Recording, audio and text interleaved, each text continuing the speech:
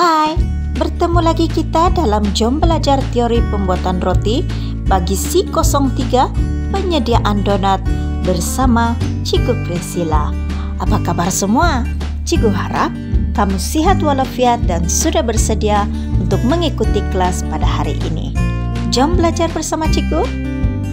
Pada hari ini kita akan masuk tajuk yang terakhir dalam penyediaan donat, yaitu merekod aktiviti penyediaan donat, di mana objektif pembelajaran pada hari ini adalah murid boleh menyediakan maklumat dan pengetahuan tentang laporan donat, format, kaedah dan prosedur dalam aktiviti penyediaan donat.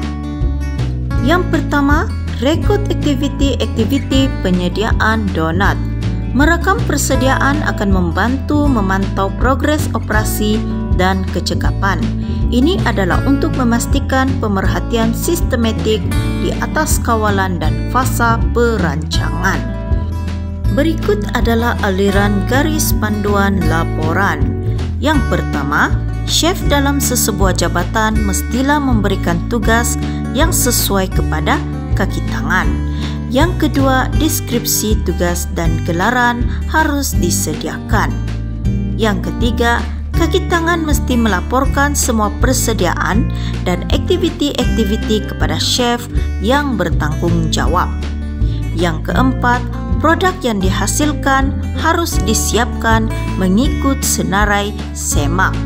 Dan yang terakhir, semua perkara yang berlaku perlu dilaporkan kepada chef yang bertanggung jawab untuk memberi arahan. Ini adalah salah satu contoh format penyediaan donat.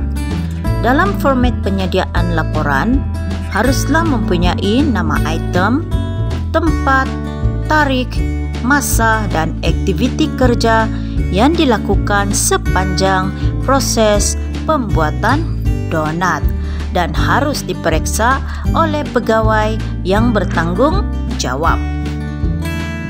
Laporan kaedah penyediaan donat.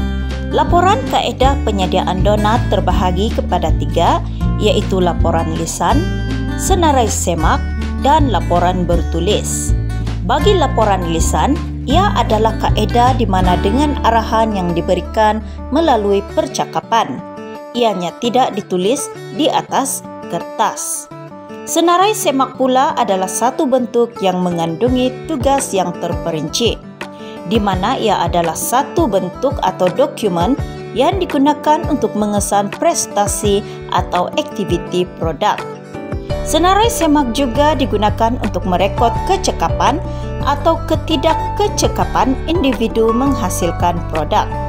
Senarai semak ini terdiri daripada butir-butir seperti nama item, tarikh, nama individu, masa, tempat dan nama penilai. Senarai semak ini juga adalah senarai butiran kecekapan, di mana borang ini perlu dikemukakan kepada orang yang bertanggung jawab selepas penilaian. Laporan bertulis pula adalah bentuk arahan yang telah disenaraikan dengan perkara dan aktiviti yang hendak dilakukan. Contoh laporan bertulis adalah resepi standard, memo, nota, atau peringatan. Sekarang kita masuk dalam prosedur melaporkan aktiviti-aktiviti penyediaan donat. Laporan ini digunakan untuk pertama, menjejaki butir yang telah disiapkan pada hari tersebut.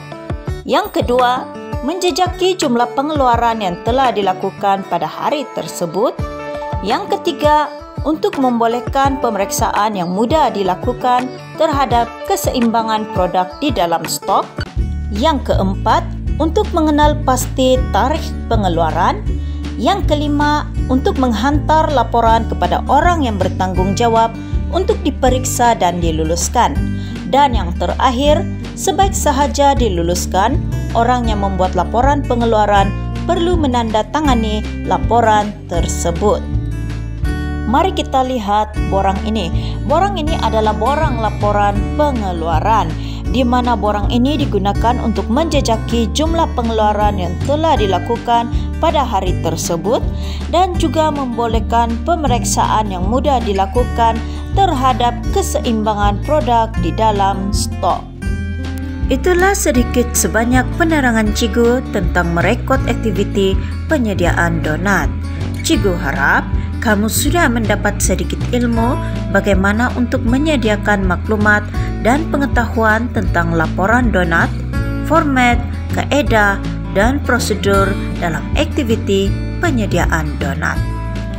Baiklah murid-murid, Cikgu sudah terangkan kepada kamu semua topik-topik yang terkandung dalam penyediaan donat, di mana Cikgu telah terangkan kepada kamu yang pertama, mengenal pasti keperluan penyediaan donat, yang kedua, menyediakan tempat persediaan donat, yang ketiga, melaksanakan penyediaan donat, yang keempat, melaksanakan kemasan dan hiasan donat, yang kelima, menilai kualiti dan kuantiti donat, dan yang terakhir, merekod aktiviti penyediaan donat. Semoga semua ilmu yang Cikgu kongsikan kepada kamu ini dapat membantu kamu dalam menghadapi amali praktikal yang akan datang. Cikgu doakan agar kamu berjaya dalam bidang yang kamu pilih ini. Sampai di sini sahaja kelas C03 penyediaan donat bersama Cikgu Priscilla.